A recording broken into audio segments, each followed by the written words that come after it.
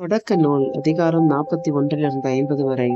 பார்வோன் ஒரு விசித்திர கனவு கண்டான். 7 பருமனான மாடுகள், 7 மெலிந்த மாடுகள், 7 வழமையான கதிர்கள், 7 மெலிந்த கதிர்கள். அதன் அர்த்தம் யாருக்கும் புரியவில்லை. அப்போது சிறையில் இருந்த யோசேப்பு நினைவுக்கு வந்தான்.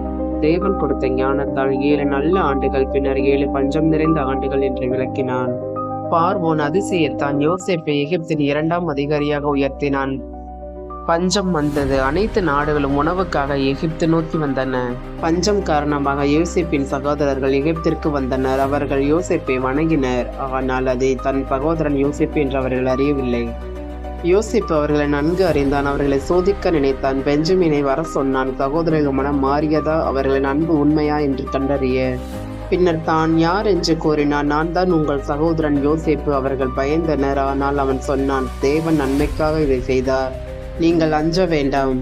யாக்கோப்பும் குடும்பமும் எகிப்திற்கு வந்தனர். கடவுள் கொடுத்த வாக்குத்தத்தம் தொடர்ந்தது. யாக்கோப்பு தனது மக்களை ஆசீர்வதித்தார். பின்னர் அமைதியாக இருந்தார். யோசேப்பு இறுதியாக சொன்னார், நீங்கள் தீமையை நினைத்தீர்கள், ஆனால் கடவுள் அதை நன்மையாக மாற்றினார். கடவுள் செய்யும் திட்டம் எப்போதும் நன்மைக்காகவே இருக்கும். நம்பிக்கையோடு காத்திருங்கள்.